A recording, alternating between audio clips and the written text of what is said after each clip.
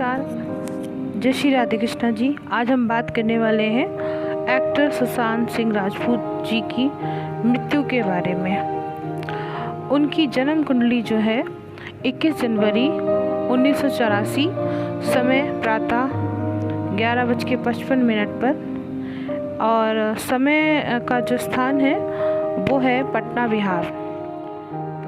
सुशांत सिंह राजपूत जी की जो लगन पत्रिका है उसमें मेष लगन की कुंडली में चंद्रमा जो है वो सिंह राशि के अंतर्गत है, इसलिए उनकी राशि के जो स्वामी हैं वो सूर्य हैं, और लगन की जो राशि है उसके जो मालिक हैं वो है मंगल।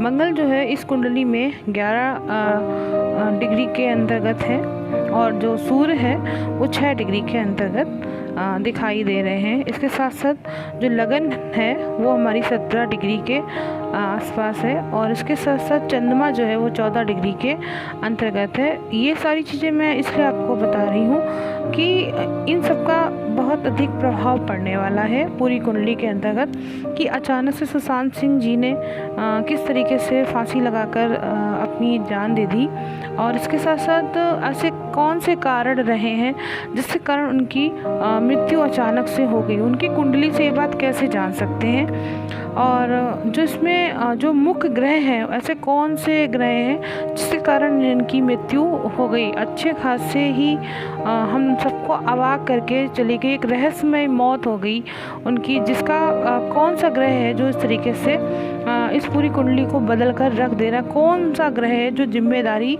इस चीज़ की लेने वाला है। सभी लोगों के दिमाग में यही सवाल चल रहा है कि आखिर है क्या कारण था।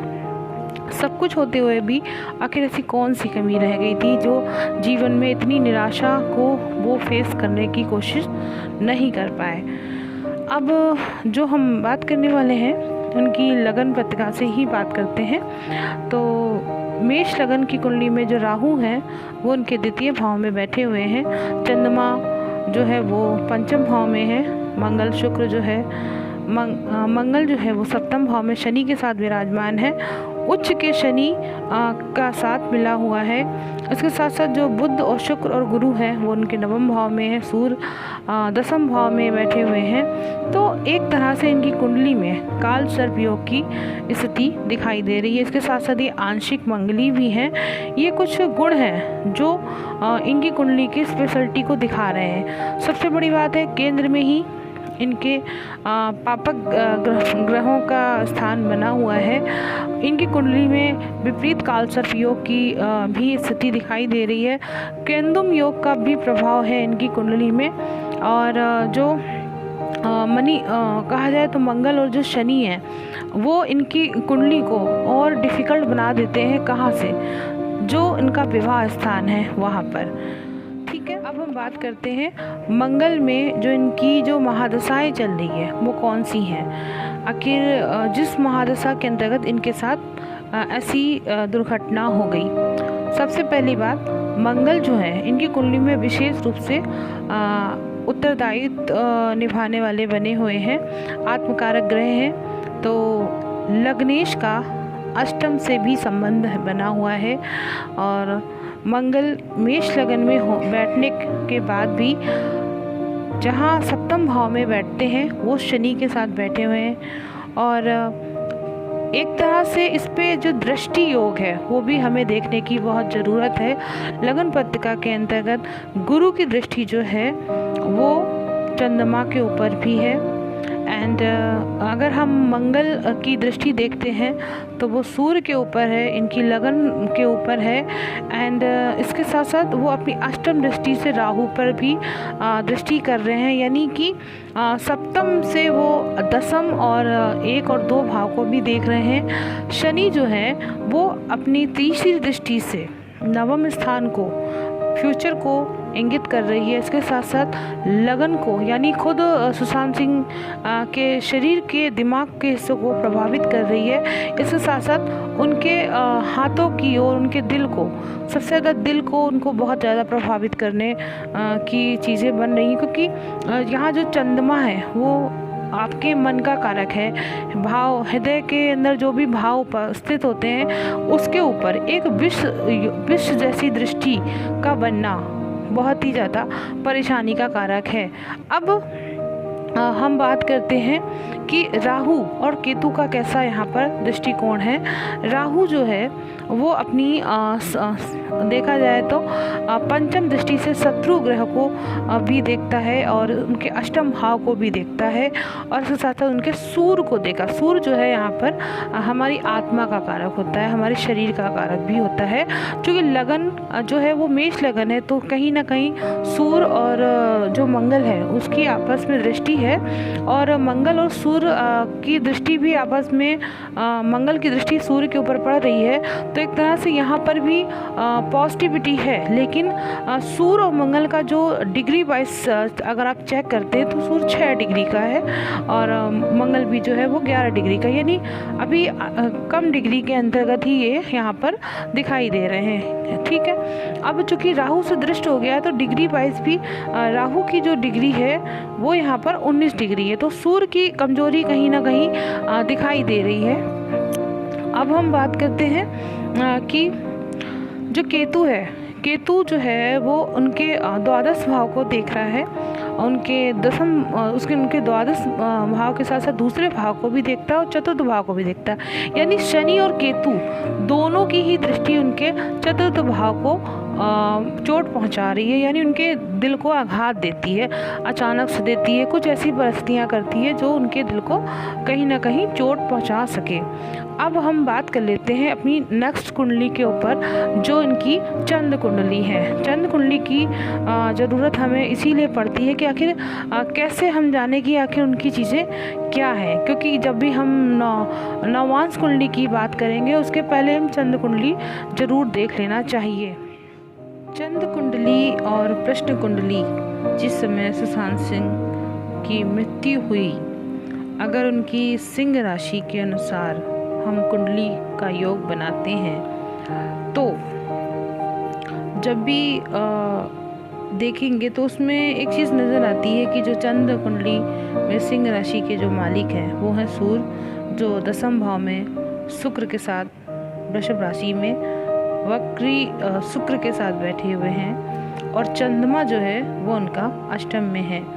अगर देखते हैं चंद्रमा जो है मुख्य रूप से यहाँ पर हम चंद्रमा को ही देखते हैं क्योंकि चंद्र कुंडली है, तो इसमें चंद्रमा जो है उनके द्वादश भाव के मालिक होकर उनके अष्टम भाव में बैठे हुए हैं और अष्टम जो है वो षष्टम भाव के मालिक होकर बैठे हैं, तो उसी के साथ बैठे हैं जो कि गुरु और शनि दोनों ही वक्र हैं। ऐसी सिचुएशन में अगर हम उनकी चर दशाएं देखते हैं तो उनकी सिंह राशि का ही जो है वो कर्क राशि के साथ अंतर चल रहा है और ये जो समय शुरू हुआ है, आखिर ऐसा समय कब से शुरू हुआ ये देखना बहुत ज़रूरी है, जो कि 21 नवंबर 2019 से, यानी ये जो लास्ट ईयर 19 का था इस समय से शुरू हुआ था और 21 जून 2020 तक ही चलने वाला था। इसके अंतर्गत अगर हम योगनियाँ भी चेक करने हमें ज़रूरी हो जाती है, क्योंकि जो योगनी होती है अगर किसी भी मेष लगन वाले व्यक्ति के साथ देखते हैं या जो भी मांगलिक दोष के अंतर्गत देखा जा सकता है, उनको ज़रूर देखने की यहाँ पे ज़रूरत हमें पड़ती है। योगनियाँ हमें यहाँ पर यही कह रही हैं कि उनकी अभी उल्का की ही योगनी स्टार्ट हुई थी और हमारा जो ये चक्र है, ये चक्र हमें ये बता रहा है कि यहाँ पे शुक्र जो है वो सबसे महत्वपूर्ण रोल निभाने वाला है और शुक्र के साथ जो शुक्र की अगर इस पूरी कुंडली में अगर हम कुछ देखते हैं तो हमें शनि की ओर ज़रूर देखना चाहिए, क्योंकि शनि जो हैं वो लग्नेश मंगल अपने ही शत्रु के साथ बैठे हुए हैं और उनकी एक दृष्टि उनकी राहु के ऊपर भी है और एक तरह से कहा जाए सूर्य के ऊपर भी है। तो ये जो विरोधाभास वाली दृष्टि है, यानी दो जो ग्रह हैं वो अपोजिट लोगों को वो अपनी नज़र से देख रहे हैं, अपनी वाणी से वो कईयों को परास्त कर देते हैं। लेकिन महत्वपूर्ण यहाँ पर क्या है कि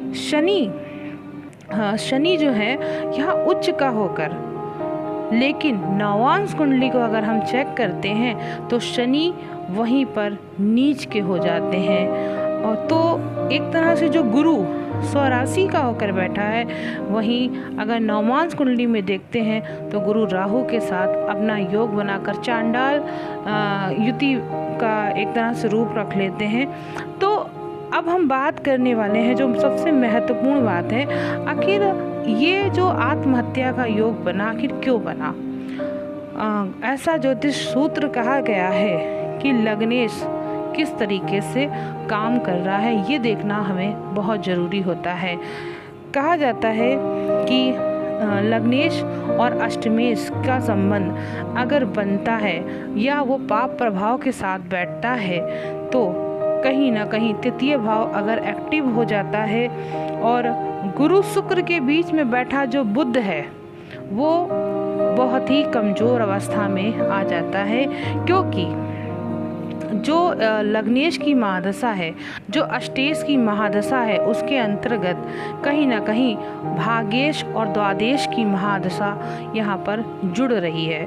तो जब भी 6, 8, 12 का संबंध बनता है, जिस समय इनकी मृत्यु का योग बना, कहीं ना कहीं इनका सप्तम भाव, दूसरा जो मारक भाव है, वो एक्टिव हो गया था। कारण क्या है कि मंगल में इनका गुरु और गुरु में ही इनका शुक्र का जो प्रत्यंतर दशा है वो आई हुई थी। इस छोटी सी अवधि के अंतर्गत ये इतनी भयंकर हो गई, क्योंकि जो राहु था इनका सेकंड हाउस का मालिक है। अगर देखते हैं राहु के अंतर में ही उनका सूर्य भी, जो उनका चंद्र था, चंद्र जो है यानी एक तरह से डिप्रेशन का कारक। चंद्रमा जो होता है वो हमारे मन का कारक होता है, हमारी भावनाओं का कारक होता है।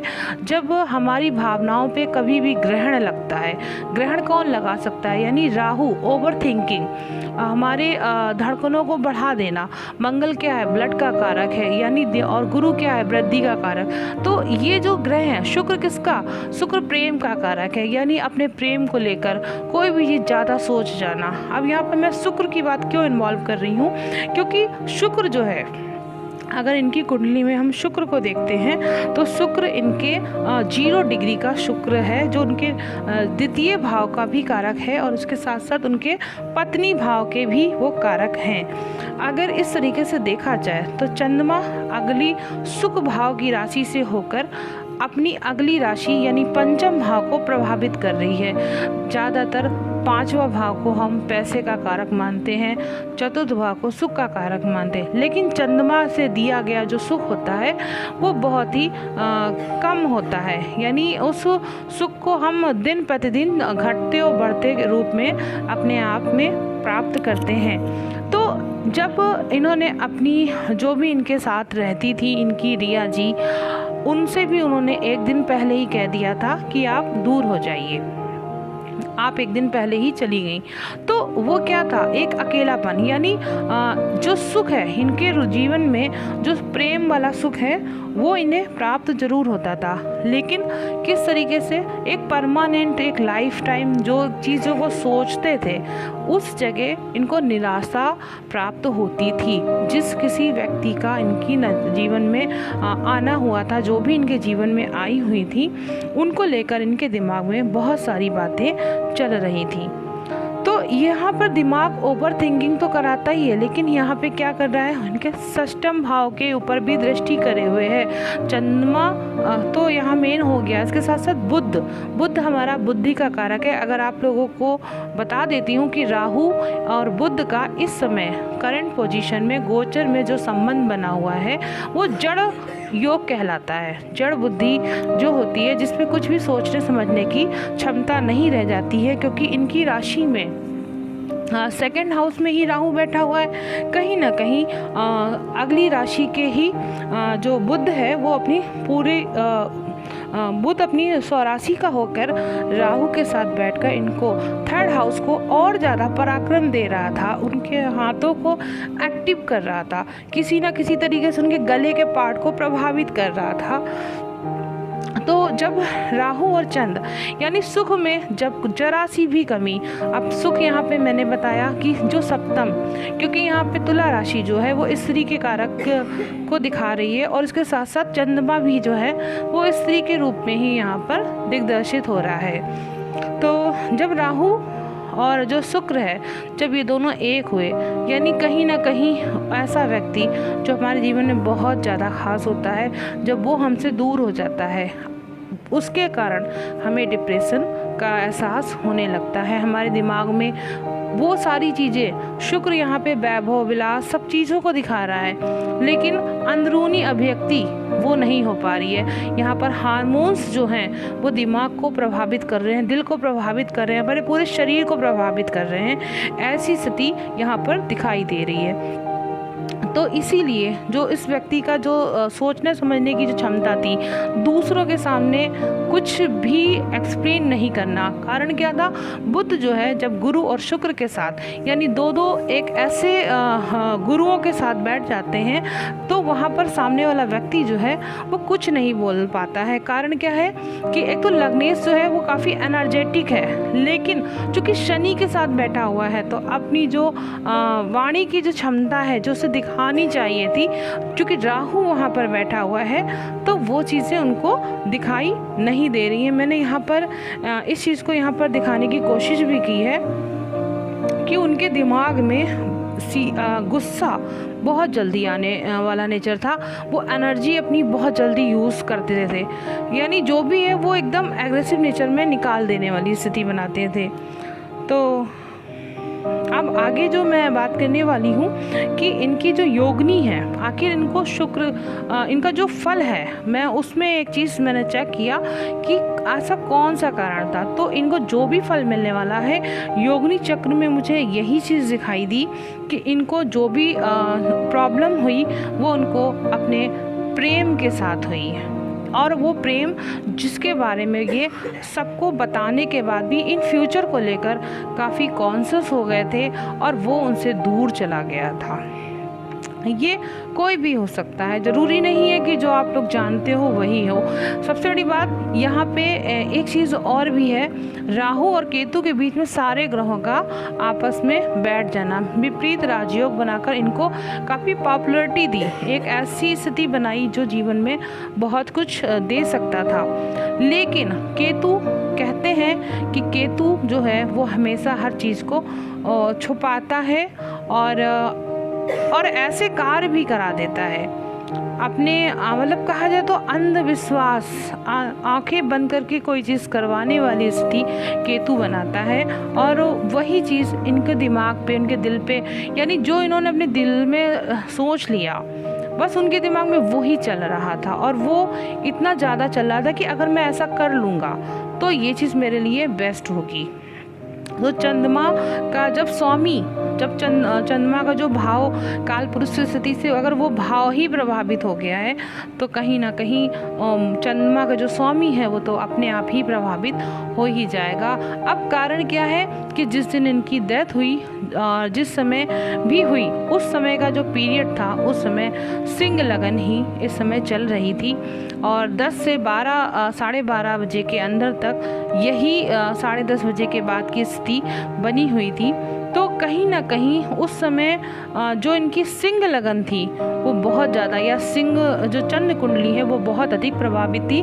कारण क्या था, उस दिन जो नक्षत्र था वो शनि का ही नक्षत्र था, और शनि जो है इस समय वक्र हैं, धनु राशि की ओर अपना वो मुड़ गए थे। और आपको पता होगा कि धनु राशि जो है उनके इन फ्यूचर को दिखा रही है, यानी एक नया जन्म, उस चीज़ को यहाँ पर दिखा रही है। आखिर सब लोग ये भी जानना चाहेंगे कि ये जो घटना हुई है ये सिर्फ इसी समय क्यों हुई, इसके पहले भी तो हो सकती थी, इसके बाद में भी तो हो सकती थी। कहते हैं जब भी कोई दशा महादशा हमारे जीवन में आती है जाती है तो वो कहीं ना कहीं अपना कुछ ना कुछ रूप छोड़ कर जाती है। हर दशा, अंतदशा, महादशा हमें बता कर जाती है कि मैं आने वाली हूँ या मैं जाने वाली हूँ, और हम आपके ऐसे कुछ इंडिकेशन देते हैं। तो सुशांत सिंह जी ने भी कहीं ना कहीं अपने इंडिकेशन ज़रूर दिए होंगे, आगे जाकर आपको पता ज़रूर लगेगा इस बात का कि उन्होंने ऐसा क्या क्या क्या किससे कहा है या कैसे मैसेज किए हैं, सब चीज़ें आपको दिखाई ज़रूर देंगी। लेकिन अब अगर ये सुशांत सिंह जी अगर ये 2 दिन का पीरियड और निकाल ले जाते तो इनका जीवन आगे तक सही हो सकता था, आगे इनकी लाइफ बच सकती थी, सेव हो सकती थी। लेकिन ये 2 दिन का जो पीरियड होता है, चंद्रमा जो होता है वो सबसे ज़्यादा अफेक्टेड करता है हमारे मन को। तो ये जो मन जो था ना, उसी पीरियड में ही चंद्रमा का जो विष योग बना, क्योंकि उल्का की महादशा चल रही थी और उल्का की महादशा जो है वो इनकी जो पूर्वा फाल्गुनी नक्षत्र के अंतर्गत दिखाई दे रही थी, वो 19 जून 2020 के अंतर्गत ख़त्म भी हो जाती।